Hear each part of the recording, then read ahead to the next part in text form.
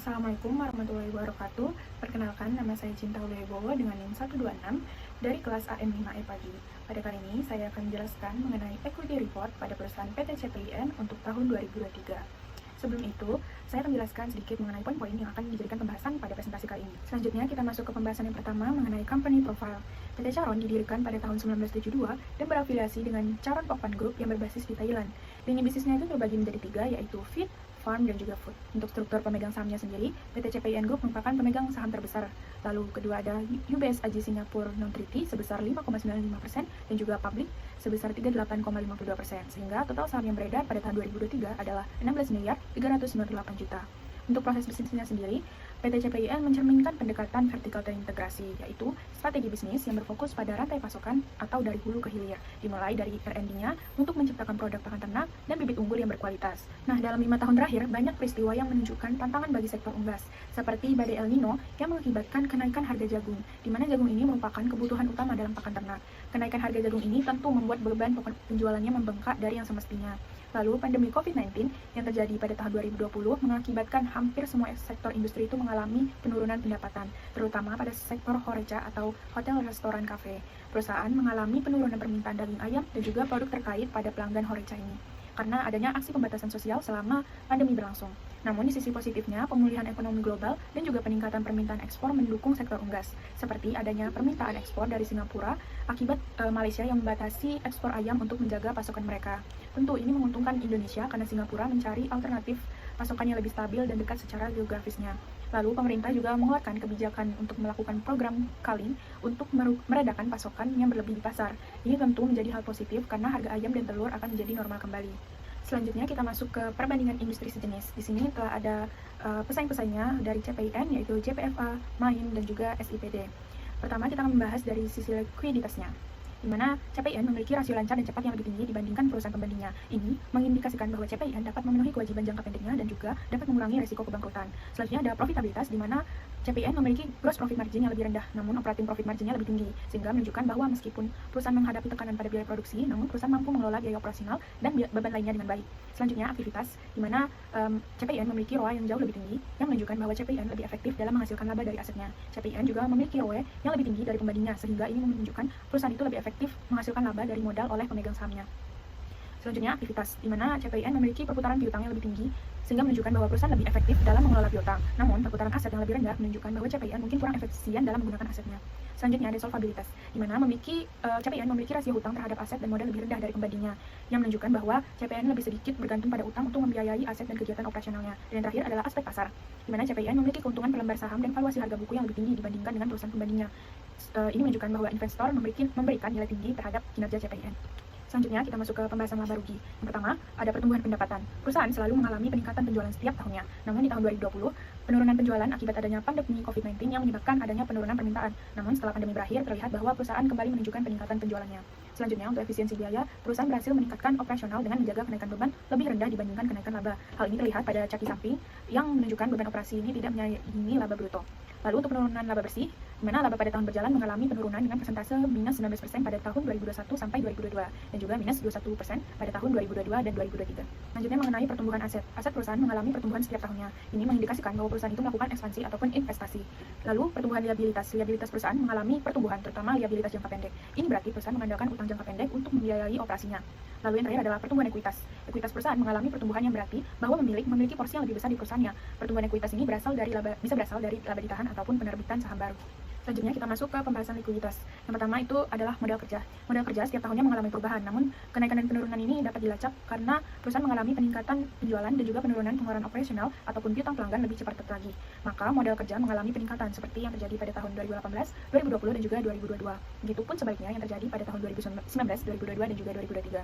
Lalu untuk current ratio, di mana tercatat bahwa angkanya itu mencapai di atas angka 1. Ini mengindikasikan bahwa perusahaan mampu melunasi hutang jangka pendeknya, sehingga likuiditasnya masih baik. Namun pada tahun 2018 sampai 2021, angkanya menunjukkan di atas 2, yang berarti perusahaan ini masih belum efisien dalam memanfaatkan asetnya, yaitu persediaan. Namun seiring berjalannya waktu, perusahaan mampu berada di angka yang aman. Lalu selanjutnya quick ratio, yang menunjukkan perusahaan masih bergantung dengan persediaan dalam aset lancarnya. Angka quick ratio ini terus mengalami penurunan tiap tahunnya. Quick ratio perusahaan itu tercatat rendah pada tahun 2023, yaitu 0,81. Angka ini menunjukkan bahwa setiap tahunnya perusahaan mengalami penurunan untuk memenuhi kewajiban jangka pendek. dengan kas dan setara kas ataupun piutang. Namun hingga 2023, perusahaan masih menunjukkan batas aman dari tunggakan pembayaran kewajiban. Selanjutnya, cash ratio. Begitu juga di cash ratio, perusahaan mengalami penurunan untuk membayar kewajiban lancarnya dengan kas. Hanya saja, perusahaan masih berada di angka aman untuk memenuhi kewajibannya. Dan yang terakhir ada cash turnover, di mana angka rasionya ini menunjukkan berada di rentang 5 hingga 8, di mana ini menunjukkan perusahaan sudah cukup baik untuk membayar hutang jangka pendeknya melalui hasil penjualan. Selanjutnya mengenai pembahasan aktivitas. Dimulai dari perputaran piutang, di sini terdapat penurunan di tahun 2019, di mana penurunan ini terjadi karena adanya peningkatan yang signifikan pada piutang, yaitu sebesar 424.000 dan penjualannya pun meningkat pada tahun tersebut. Rasionya dapat turun karena faktor adanya perpanjangan waktu periode pembayaran piutang pada pelanggan. Lalu perputaran persediaan. Tahun 2019, perusahaan dapat menjual produknya dengan rasio 8,51. Namun, seiring tahun berjalan, perusahaan mengalami perlambatan dalam menjual persediaan dan memiliki kelebihan persediaan. Selanjutnya, perputaran aset dan juga perputaran aset tetap, yang menunjukkan seberapa efisien perusahaan menggunakan asetnya untuk menghasilkan pendapatan, baik itu bangunan, tanah, mesin, kas, dan juga piutang serta persediaan. Di sini terlihat bahwa perusahaan mengalami penurunan dalam menggunakan asetnya. Dalam menghasilkan pendapatan diikuti dengan perputaran aset tetap yang berbanding sama dengan rasio perputaran aset. Penurunan ini jelas terlihat pada tahun 2020, di mana pada saat itu COVID sedang melanda dan terjadi penurunan rasio permintaan produk. Seiring tahun berjalan, kedua rasio ini sudah mengalami peningkatan secara perlahan. Kedua perputaran tersebut sudah berada di angka aman dalam sektor industrinya.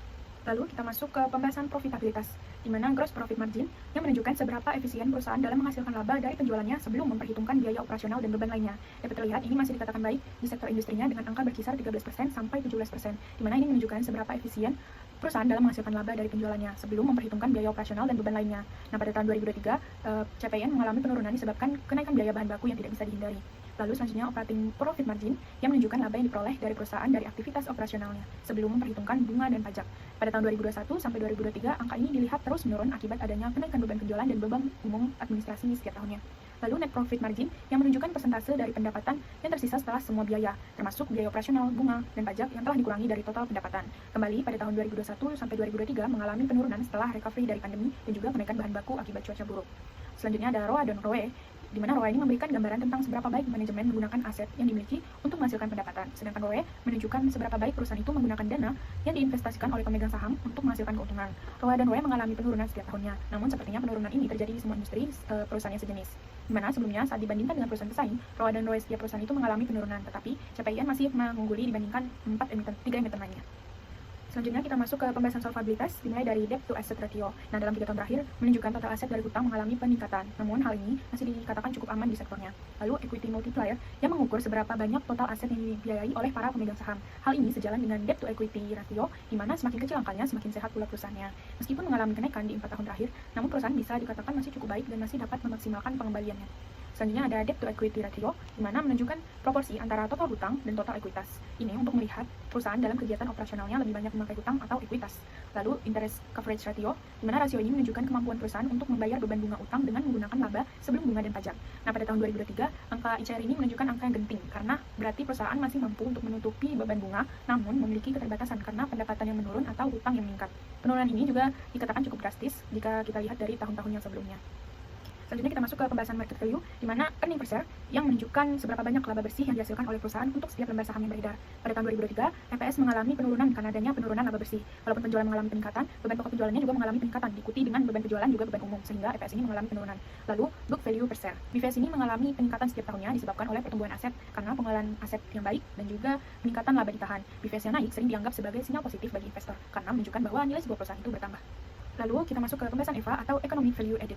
Nah, setelah diketahui manfaatnya, invested capital, dan WACC, ketahui bahwa EVA-nya adalah kurang dari 0, sehingga EVA CPIN pada tahun 2023 menunjukkan hasil yang negatif, di mana berarti perusahaan tidak menghasilkan keuntungan yang melebihi biaya modalnya. Nah, salah satu penyebabnya adalah karena adanya kenaikan harga baku yang mengurangi margin keuntungan dari perusahaan. Nah, pada pembahasan yang terakhir mengenai financial distress, dari perhitungan Z-score-nya itu adalah Z lebih besar dari 2,6.